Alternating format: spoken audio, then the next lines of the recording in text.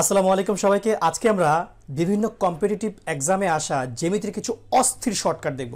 তোমরা ইতিমধ্যে হোয়াইট বোর্ডের দিকে লক্ষ্য করলে দেখতেই পাচ্ছ আমি এখানে অলরেডি 3টে অঙ্ক তুলে রেখেছি, তারপর আমরা আরেকটা অঙ্ক করার চেষ্টা করব। তো তোমরা প্রথম অঙ্কটার দিকে যদি লক্ষ্য করো, দেখো এখানে কি বলা আছে। এখানে বলা আছে ত্রিভুজের বাহুগুলোর অনুপাত 1:1:√2 হলে বলছে ত্রিভুজটি কি হবে। এটা দেখো বিভিন্ন মন্ত্রণালয় পরীক্ষা 2018 সালে বিভিন্ন মন্ত্রণালয় পরীক্ষায় এই কোশ্চেনটা আসছে। তার মানে দেখো এই টাইপের কোশ্চেন কিন্তু মোস্ট ইম্পর্টেন্ট। কেমন? আচ্ছা দেখো তাহলে এখানে অপশনগুলো কি দিছে। এখানে অপশন দিছে প্রথমে সমকোণী, তারপরটা সূক্ষ্মকোণী, তারপর স্থূলকোণী, তারপরে বিষমবাহু। তো আমরা কিন্তু নর্মাল কনসেপ্টের ক্ষেত্রে এই টাইপের যখন অনুপাত দিয়ে দেয় তখন কিন্তু আমাদের দ্বারা মানে ত্রিভুজটা খুব শর্টকাট ট্রিক্সের মাধ্যমে বা অনেক কম সময়ের মধ্যে বের করা একটু টাফ হয়ে যায়, তাই না? তো দেখো এই অঙ্কটা আমরা একদম ট্রিকিলি সলভ করে ফেলবো। তোমরা লক্ষ্য করো, আমি এখানে হিসাবের সুবিধার জন্য আমি একটু নিচের যে কোশ্চেনটা আছে সেই কোশ্চেনটা আমি মুছে ফেললাম, কারণ এখানে আমি এই এক্সাম্পলটা অর্থাৎ এটার এক্সারসাইজটা তোমাদের দেখাবো। লক্ষ্য করো, দেখো এই টাইপের যদি আমরা কোনো সময় দেখি যে 1:1:√2 বা এরকম টাইপের যদি দেখি, তো আমরা একটা কনসেপ্ট মনে রাখবো। সেটা হচ্ছে, তোমরা লক্ষ্য করো সমকোণী সমদ্বিবাহু ত্রিভুজের ক্ষেত্রে, দেখো সমকোণী সমদ্বিবাহু ত্রিভুজের ক্ষেত্রে লক্ষ্য করো সমকোণী সমদ্বিবাহু সমকোণী সমদ্বিবাহু, হ্যাঁ, সমকোণী সমদ্বিবাহু ত্রিভুজের ক্ষেত্রে কি হবে লক্ষ্য করো। জাস্ট আমরা এটাই জাস্ট এই জিনিসটাই মাথায় রাখবো যে যত ইস্টু যত তত √2। ব্যাপারটা কি, তাই না? যে যত ইস্টু তত √2।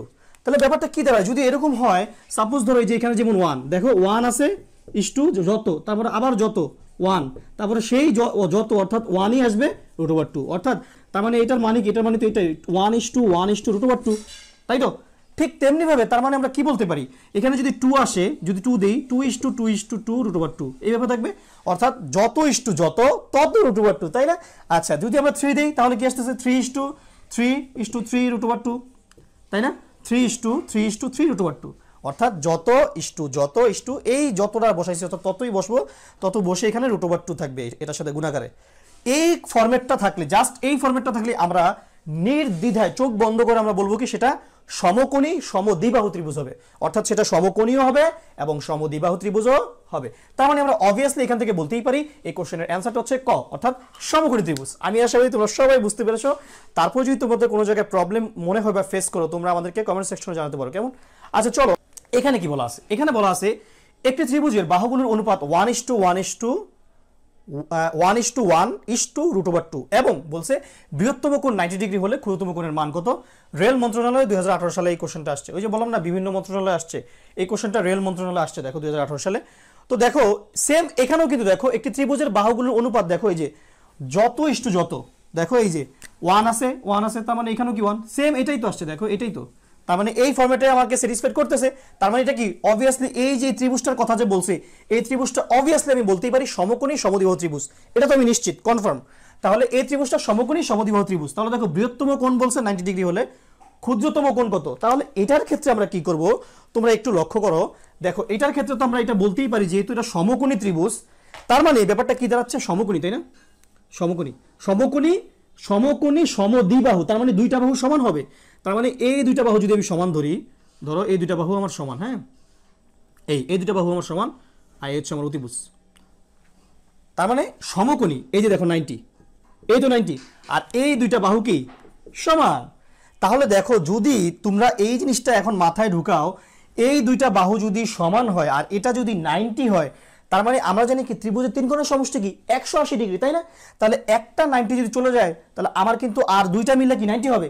আর যেহেতু এই দুইটা বাহু সমান, তার মানে অবভিয়াসলি কি এটা 45 এবং এটা 45, কারণ ত্রিভুজের তিন কোণের সমষ্টি 180 ডিগ্রি। আমার তো এই যে সমকোণী সমদ্বিবাহু ত্রিভুজ, এই সমকোণী বিধায় 90 আমার হয়েই গেল। আর বাকি থাকে কি, আমার আরো 90 থাকে, 90 180।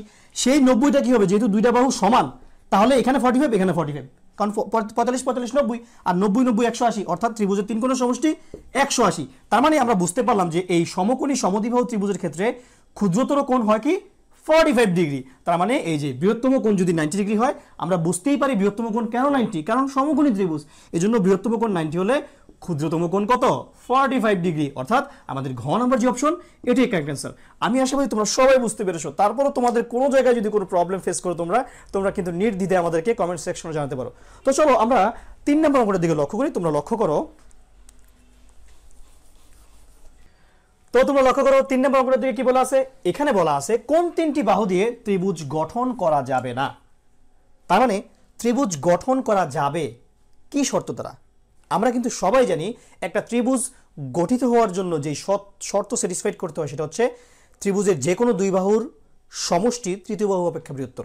তার মানে যে কোনো দুইটা বাহুর আমি যোগ করে দেখব এটা আমার তৃতীয় বাহু অর্থাৎ অপর যে বাহুটা থাকবে সেই বাহুটা থেকে বড় কিনা। তাহলে দেখো আমরা দেখতে পাচ্ছি 2 আর 4 যোগ করলে কত হয় 6। তার মানে অবভিয়াসলি 6 কি 5 থেকে বড়, এটা দ্বারা ত্রিভুজ গঠন করা যাবে। তার মানে দেখো এরপরে দেখো 4 আর 5 মিলে কত হয় 9, এই 9 কি 6 থেকে বড়, তার মানে কি এটা দ্বারাও কি ত্রিভুজ গঠন করা যাবে। এরপরে দেখো বলা আছে 4 আর 2 কত 6। দেখো এইবার কিন্তু দেখো এই দুই বাহুর সমষ্টি কিন্তু তৃতীয় বাহু থেকে ছোট হয়ে গেল, তাই না? ছোট হয়ে গেল, এটা কিন্তু আর বড় হলো না। আমাদের শর্ত ছিল কি, শর্ত ছিল যে ত্রিভুজের যে কোনো দুই বাহুর সমষ্টি মানে যোগফল তৃতীয় বাহু থেকে বড় হবে। দেখো বড় কিন্তু আর হলো না, ছোট হয়ে গেল। তার মানে এটা দ্বারাই ত্রিভুজ গঠন করা যাবে না, কারণ ছোট হয়ে গেছে। এরপরটা দেখি আমরা, দেখো এখানেও কিন্তু ঠিক তেমনি ভাবে দেখো 3 আর 4 যোগ করলে কত হয় 7। তার মানে এটা দ্বারাও কিন্তু এই দেখো আমাদের তৃতীয় বাহু 6 থেকে কি 7 বড়। তার মানে এটা দ্বারাও ত্রিভুজ গঠন করা যাবে, বাট যাবে না হচ্ছে শুধু গ নাম্বার অপশন, যেটা দেখো 2 আর 4 মিলে হয়েছে 6, তৃতীয় বাহু ছিল 7। তাহলে 2 আর 4 অর্থাৎ দুইটা বাহুর সমষ্টি কিন্তু সমষ্টির যেই ফলাফলটা অর্থাৎ যোগফলটা, এই যোগফলটা তৃতীয় বাহু থেকে ছোট হয়ে গেছে, বড় কিন্তু হয় নাই। বড় হলেই আমাদের কি হতো, ত্রিভুজ গঠন করা যেত, যেহেতু হয়নি তার মানে এই অর্থাৎ 2, 4, 7 এইটা দ্বারাই ত্রিভুজ গঠন করা যাবে না। এই 3টা বাহুর দৈর্ঘ্য দ্বারা ত্রিভুজ কখনোই গঠন করা যাবে না। আমি আশা করি তোমরা সবাই বুঝতে পেরেছো। তারপর যদি তোমাদের কোনো জায়গায় প্রবলেম মনে হয় তোমরা আমাদেরকে কমেন্ট সেকশনে জানাতে পারো। লক্ষ্য করো এর পরবর্তী অঙ্কটাতে কি বলা আছে। দেখো এই অঙ্কটা কিন্তু আমাদের প্রাইমারি সহকারী শিক্ষক নিয়োগ পরীক্ষা 2019 সালে এসেছিল, অতএব মোটামুটি কিন্তু এই টাইপের অঙ্ক ইম্পর্টেন্ট। আর আমরা সবাই কিন্তু এই টাইপের অঙ্ক জানি যে ত্রিভুজ গঠন হওয়ার শর্ত কি, এটা সবার কাছে আমাদের কমন বিষয়, বাট পরীক্ষার হলে অনেক সময় আমাদের মাথা কাজ করে না বিধায় আমরা ভুলে যাই। সো এগুলো কিন্তু ভুল করা যাবে না, কেমন? আচ্ছা চলো এখানে কি বলা আছে, এখানে বলা আছে একটি সমদ্বিবাহু সমকোণী, ওই যে আবার কিন্তু সমকোণী সমদ্বিবাহু, ঠিক আছে? তো এখন আমাদের আবার একটু কনসেপ্টটা অন্যরকম, তোমরা লক্ষ্য করো। একটি সমদ্বিবাহু সমকোণী ত্রিভুজের অতিভুজের দৈর্ঘ্য কত 12 সেন্টিমিটার। দেখো অতিভুজের দৈর্ঘ্য দিয়ে দিচ্ছে কত 12 সেন্টিমিটার হলে ত্রিভুজটির ক্ষেত্রফল কত। যদি এরকম দিয়ে দেয়, দেখো এখানে এই কোশ্চেনটাই দেখো 27তম বিসিএস পরীক্ষায় আসছে, ঠিক তেমনি ভাবে দেখো 12তম প্রবাসক নিবন্ধন 2015 সালেও কিন্তু আসছিল এটা। তো লক্ষ্য করো এই টাইপের অঙ্ক কিন্তু ইম্পর্টেন্ট। তাহলে সমকোণী, দেখো সমকোণী সমদ্বিবাহু ত্রিভুজের ক্ষেত্রে এই অতিভুজের দৈর্ঘ্য যদি দেওয়া থাকে, টোটাল ত্রিভুজের এরিয়া বা ক্ষেত্রফল বের করতে আমাদের শর্টকাট একটা ট্রিক আমরা অ্যাপ্লাই করব। আর এই ক্ষেত্রফলটা হবে কি জানো, ক্ষেত্রফলটা হবে এই অতিভুজের অর্ধেক, অর্থাৎ অতিভুজের অর্ধেক কি 2, অতিভুজের অর্ধেক কি 2 দিয়ে ভাগ। তার মানে অতিভুজের অর্ধেকের কি করব আমরা, ক্ষেত্রফল মানে বর্গ করে দেব, অর্থাৎ অতিভুজের অর্ধেকের বর্গ করলে আমাদের কি হয়ে যাবে, আমাদের ক্ষেত্রফল চলে আসবে। তার মানে দেখো অতিভুজের অর্ধেক মানে কি 12 থেকে 12 ভাগ 2 মানে কি 6, 6 এর উপর স্কয়ার মানে কি 6 6 36, তার মানে 36 বর্গ সেন্টিমিটার। তার মানে আমাদের ক নাম্বার যে অপশন এটাই কারেক্ট অ্যান্সার। আমি আশাবাদী তোমরা সবাই বুঝতে পেরেছো। আমরা জাস্ট কি করব, আমরা জাস্ট যদি দেখি সমকোণী সমদ্বিবাহু ত্রিভুজ লেখা আছে আর সেটার অতিভুজ দেওয়া যদি থাকে, জাস্ট অতিভুজটাকে অর্ধেক করে বর্গ করে দেবো। বর্গ কেন করবো, কারণ যে এরিয়া ক্ষেত্রফল মানে কি বর্গ রাখতে হবে আমাদের, এজন্য অতিভুজকে অর্ধেক করেই বর্গ অর্থাৎ স্কয়ার করে দিলে আমাদের অ্যান্সার চলে আসবে। আমি আশাবাদী তোমরা সবাই বুঝতে পেরেছো। তারপর যদি তোমাদের কোনো জায়গায় প্রবলেম মনে হয় তোমরা আমাদেরকে অবশ্যই কমেন্ট সেকশনে জানাবে। তো আজকে এই পর্যন্তই, সবাই ভালো থাকো, সুস্থ থাকো, আল্লাহ হাফেজ।